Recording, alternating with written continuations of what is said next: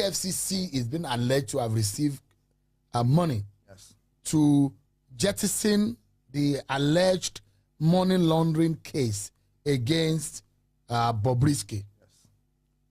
which is embedded as part of the confession in that tape.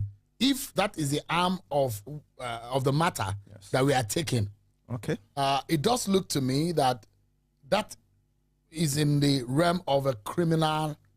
Well, It's a criminal allegation. it's a criminal allegation. Yeah, Well, yeah. you know, first thing first, we must get clear is the fact that Bobrisky did not necessarily publish or necessarily directly make these statements. The veracity or otherwise of that recording, the veracity or otherwise of that recording is still an issue. Hence, VDM, being the person who has put it out to the public, has a second burden on him, except where the state now pushes privately to pursue or try to establish the veracity or otherwise of who indeed was on that video, on that voice recording. Because at the end of the day, what comes into issue now will be more or less of a voice dictator, forensic analysis, and other issues could be used to detect who indeed was on that voice recording. All right. So, in law, Yes. as it is right now, if you are to be the prosecutor of this matter, Yes. especially in the case of the alleged bribery, Yes.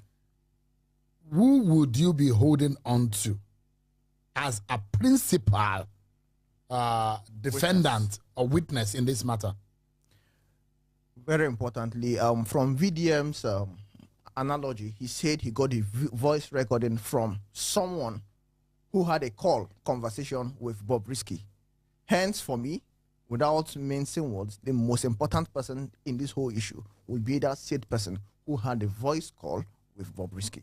Not Bobrisky himself. Not Bobrisky himself. Because the reason is this. You know, in our laws, under our laws, Bobrisky actually, by virtue of the whole story, has some elements of alleged offense he may have committed. By our laws, he is not under any obligation to come give evidence that will implicate or indict him as a person. Because by virtue of the Constitution, by virtue of the Constitution, he's guaranteed right to fair hearing and right to remain silent. But on the Evidence Act, confession is probably one of the biggest of the weightiest form of evidence, isn't it? Funny enough, confession has to be direct, unequivocal, and must be admitting indeed the commission of an offense. Did Bobrisky admit to committing an offense in that tape, from what you heard?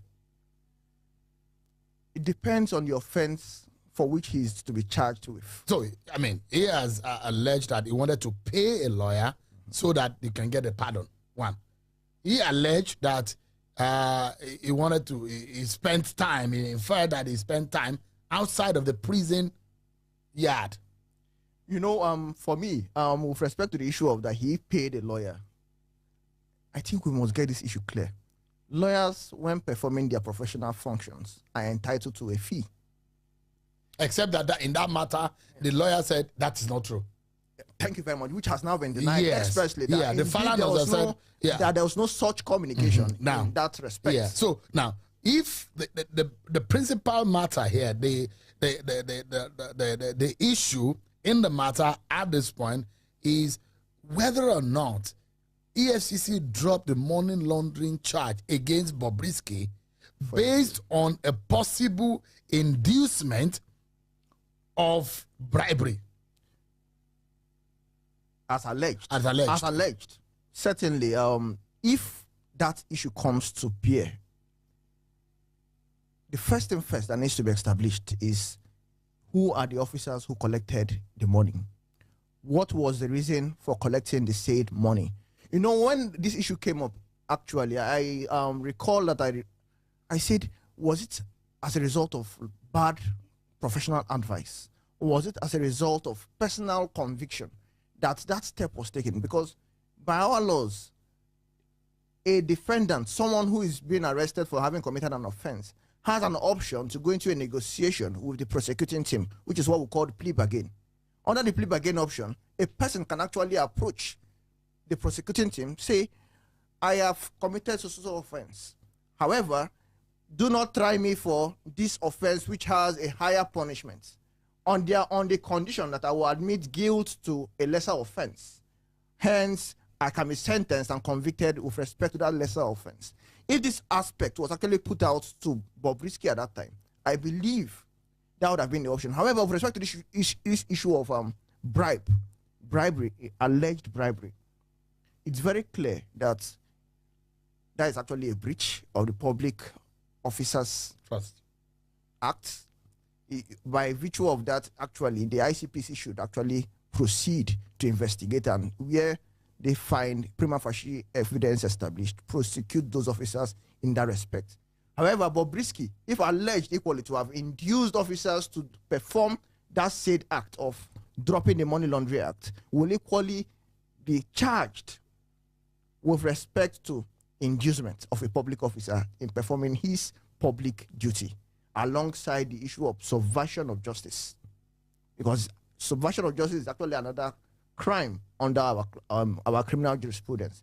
Anyone who is seen or established to have induced his way through a criminal system can be tried and charged for such an offense without more. Now, so first and foremost, Yes. The weight of this whole matter in terms of the publishing or whatever that goes wrong in that tape, the burden is on VDM, not on Bobrisky, in the eye of the law. Is that right? Basically, Bobrisky has not published that communication. With respect to defamation, the law as to defamation is not necessarily about the content, it's about the publication. What constitutes defamation is publication of an injurious word or injurious publication which impugns or which tends to impugn on the character or standing of a particular individual. In this instance, I've heard some persons say, why is Mr. Falana SAN and Fowles, why they're not going after Bobrisky who made the alleged statements? That is not the issue when it comes to defamation, because in this instance, Bobrisky was not the one who made the publication to a third party. The conversation between Bobrisky and that individual, if proven, is a different realm of issue. However, what is at the front burner as of today now is with respect to the publication of that audio, that voice recording to the public, which now tends to impugn on the standing and character of Mr. Falana SAN and Fowles, his son. So certainly the question of publication is, for me, and remains in law, the most paramount issue when it comes to the offense. So what did the law say? The law. What are the sections? Firstly, you look at section 391 of the Penal Code, Okay. which is applicable in northern Nigeria. You look at section Which is where VDM resides in Abuja. So penal code is relevant, is applicable. It's the applicable law as it relates to that, Abuja. yeah, as a criminal offense. Thank you. Now it equally depends on what of law the states or the state who will be the prosecutor who choose to go with. We equally have the Cyber Crimes Prohibition Act, which equally has a provision in section 24 that talks about the issue of cyber stalking. That cyber stalking has an extensive provision that deals with the issue of how a person publishes or makes a statement which tends to impugn on the character or the standing of a person in the eyes of the common or reasonable person on the streets. So certainly, when you look through the penal code and that of the criminal code, which is section 375, the both provisions deals with the issue of that a person who is being tried for such an offense can be convicted for a period not extending 2 years alongside a fine for both instances. However, the cyber crimes goes for higher to 3 years or more. In that circumstance, basically, therefore means that, and we must understand that the state, when prosecuting for defamation, can have more than one count, depending on the number of defamatory comments or words used in the publication. Hence, the question of 2 years could be for each count. At the end of the day, it could summarize into a higher number of years with respect to the time or period such a person, when found guilty by the law, by the courts, could be sentenced. So VDM, both a fine and a sentence. So VDM, if found guilty, yes, the minimum year that you could spend in prison is 2 years. It's 2 years. Yes. In the eye of the law, with paying fine.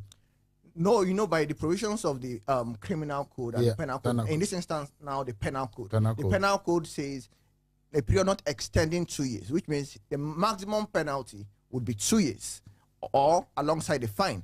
However, for cyber crimes prohibition act, which is under section 24, that one provides for a period extending to 3 years, equally with fine, or either of the two. And if you're found guilty of the two offenses from the two different laws, you might be made to serve it concurrently. Now, basically, if you understand why I said it, I said a charge could have more than one count. One count, yeah. And each defamatory comment comes with a count. Yeah. If, for example, he says Mr. Falana allegedly, as he said, took money. That is first comment. That is first count.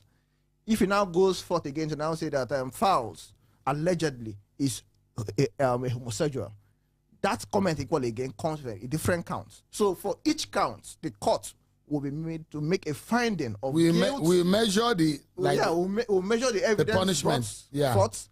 When after considering if the court is fine that evidence has established beyond reasonable doubts that indeed VDM did make the comment. And one very important aspect of this issue is the fact that VDM, in that voice note, in that voice of that video he made, did say he does not believe, he does not want to believe.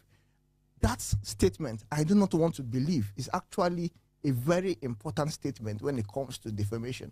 Because defamation is you making publication of a defamatory comment, injurious comment, which you do not believe to be true, and you publish it either maliciously, intentionally. If you don't believe, why publish? So you first of all must be convinced that this comment or publication you are about to make about a particular individual is true. It is on you because by that comment, I do not want to believe. I don't believe. It therefore means you are indeed sure. And so you have at the point when he say, this man that we respected so much, that he represented a fella. And also when he was making reference to fast, he said, could he be also, is he also, and when he was making those are innuendos. And innuendos in law, what does it mean? Innuendos in law, in defamation, is indicted. You can be indicted on that basis. Because the moment you make it, your innuendo points towards a particular individual. When I say, Barrister Henry, it does look like you are looking fresh. Are you stealing money now? That's an innuendo. That's an innuendo. Then in the context, you can't say you don't mean it. Yes, in the context in which it was said, surely you can therefore say that those can be liable. Could be defamatory, and if the court agrees, you'll be held both civilly liable and criminally responsible, depending on the options the person who you have defamed chooses to go with. Either he chooses to go with the criminal or that of the civil.